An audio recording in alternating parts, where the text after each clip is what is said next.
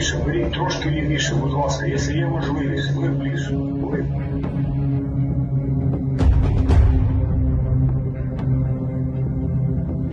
Ви ближче, ви ближче.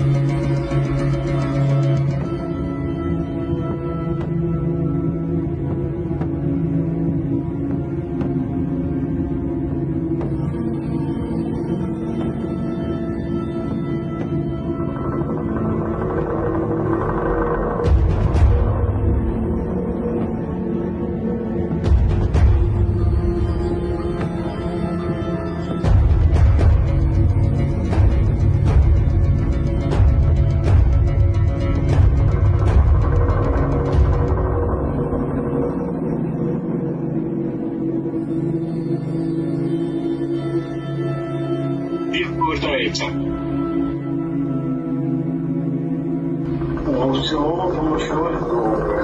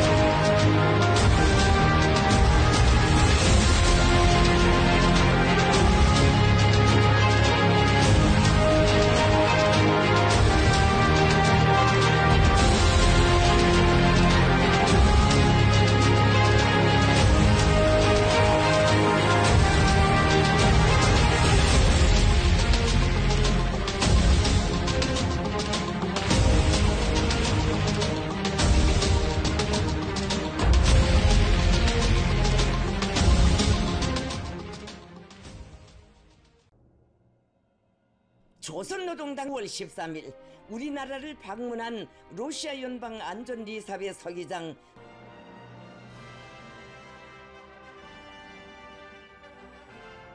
였습니다.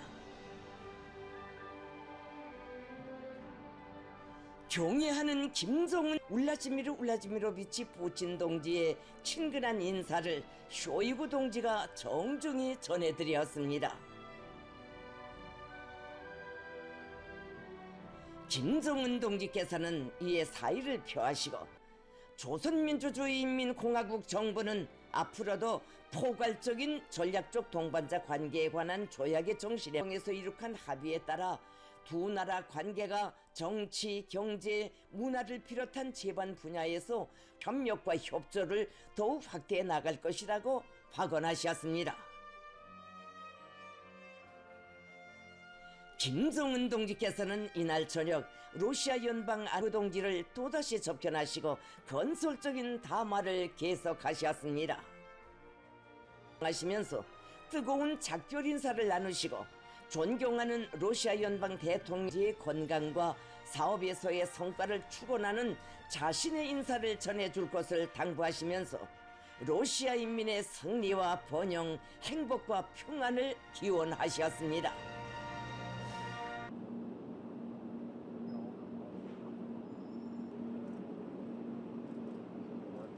That's beautiful. Yeah. Oh, what a big... All right, anyway. Mr. Prime Minister, welcome. Welcome back to the White House. Often said, there's no issue of global consequence where the United States and Great Britain can't work together and haven't worked together. The United States is committed to standing with you to help Ukraine as it defends against Russia's onslaught and aggression. Clear that Putin will not make it clear Putin will not prevail in this war, and the people of Ukraine will prevail. Today, we'll discuss our work to secure a deal in the Middle East to release the remaining hostages that are being held by Hamas, bring an immediate ceasefire, increase the flow of humanitarian aid to Gaza. And it's really important as great allies, that special relationship, to have this time to talk about the global issues you have just identified, starting of course with Ukraine, where I think the next few weeks and months could be crucial. Very, very important that we support Ukraine in this vital war of freedom. Keir Starmer will be asked about that as he comes out with his Foreign Secretary David Lammy right now.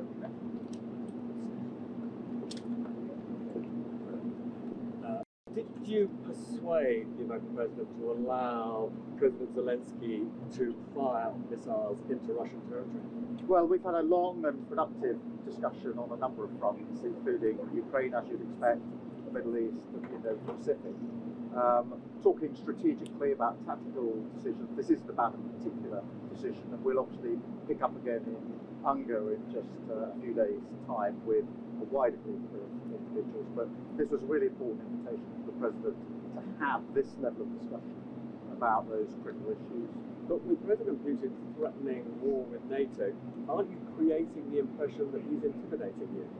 Well, there's only one reason we're having these discussions, and that is because Putin has illegally invaded Ukraine. The quickest way to resolve this, obviously, lies through what Putin actually does, because it's for him to end this. But we are having a discussion. We've stood with Ukraine. Ukraine has a right to self-defense. And we've stood united, not just with allies here in the US, but across with our NATO allies. That's very, very important to us. But today was about having a chance to talk not just about a particular step or tactic, but the strategy in relation to Ukraine. But also we cover the Middle East in some extensive detail and other areas across the world. So it's a really important occasion for us to have this chance to discuss with our allies. We have another chance week after next in Unger, and we'll take that as well. I think if you look at both the Ukrainian situation and the Middle East, it is obvious that in the coming weeks and months there are really important potential developments, whatever timetables are going on in other countries, and that's why I wanted to have this opportunity to talk directly to the President and his invitation here about those decisions in the next few months, but to make sure that those decisions were, as it were, pitched in the wider strategic